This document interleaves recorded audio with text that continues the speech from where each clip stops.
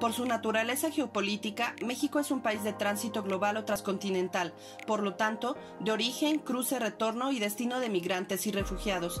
La frontera norte con Estados Unidos está considerada como la más transitada del mundo, mientras que la frontera sur se ha caracterizado en los años recientes por las migraciones masivas de centroamericanos que ponen bajo la lupa la política migratoria mexicana.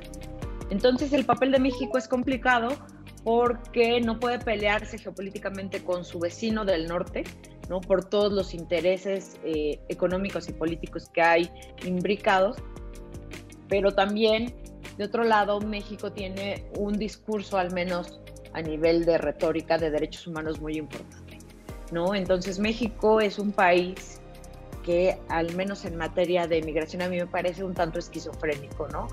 Desde antes de la pandemia, México desplegó a la Guardia Nacional en el norte y sur. A partir del 2020, la crisis sanitaria se volvió un asunto de seguridad nacional que ha llevado al cierre de ambas fronteras para contener el flujo migratorio. La frontera se cierra de sur a norte, no de norte a sur, ¿sí?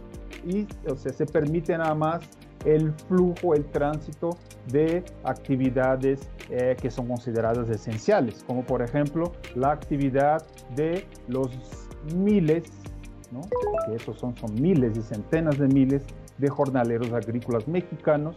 En la cuestión de tránsito hemos detectado un incremento en las detenciones arbitrarias que se encuentran en diferentes estaciones migratorias a lo largo del país o denominadas estancias provisionales, y que esto es justamente pues altamente violatorio de derechos humanos y sobre todo pautando o buscando una violación directa a la libertad de tránsito.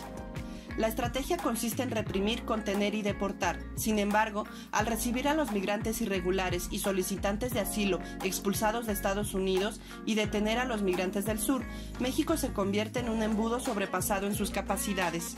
Lamentablemente, la gran cantidad de flujos migratorios lleva a que se exceda el número de la capacidad que se tiene contemplada para estos espacios, la falta de apoyo gubernamental en cuestiones de insumos que garanticen la seguridad alimentaria, que garanticen la salud de las personas y el acceso a este tipo de derechos, ¿no? El hacinamiento, la lucha por sobrevivir, la violencia y las amenazas del crimen organizado en nuestro país colocan a los migrantes en el desamparo. El Grupo Articulador México señala que el Estado mexicano se estancó en tiempos de pandemia. Sin embargo, se espera que el gobierno cumpla los acuerdos internacionales sobre derechos humanos, como el Pacto Mundial para una Migración Segura. Nadie es ilegal, ¿no? Una situación administrativa no puede implicar, no puede ser asociada a crímenes. Tenemos una Guardia Nacional que, en vez de ser usada para lo que se nos prometió, ¿no? Para el narco, el crimen organizado y demás, se empieza a usar para combatir, y lo digo con esas palabras que son tremendas, para combatir gente pobre, gente que viene huyendo y gente que ya viene porque tiene amenazada su vida, su libertad, sus personas en sus lugares de origen, ¿no? Las migraciones que pasan por México están conformadas por familias completas, también por otra diversidad de grupos, como adultos mayores y la comunidad LGBTI+. Todos enfrentan diversas violaciones a sus derechos humanos, como la trata de personas y el secuestro. Por otro lado, también hemos detectado múltiples incrementos en la situación de secuestro de personas migrantes que nos llaman por teléfono los familiares y nos dicen: no hemos tenido información acerca de lo que ha pasado a nuestros familiares, hemos hablado a las múltiples estaciones migratorias y no tenemos datos de lo que está pasando exactamente con ellos, ¿no?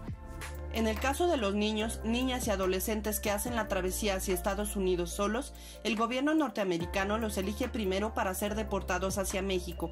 Posteriormente, de aquí son retornados a Centroamérica, pero muchos de ellos se quedan a la deriva porque no son regresados a su país de origen. Para los especialistas en el tema, los derechos humanos de los migrantes quedan sujetos a los intereses comerciales y laborales establecidos entre Estados Unidos, México, Guatemala, Honduras y El Salvador principalmente. Hace 2 años, en junio de 2019, fueron usados como moneda de cambio para no obtener aumento a los aranceles en las importaciones mexicanas. Entonces, son vistos desafortunadamente como vidas desechables. El gobierno planea invertir $31 millones para combatir problemas estructurales en el Triángulo Norte, que mitiguen la pobreza y desigualdad, además de dar empleos temporales a través de visas.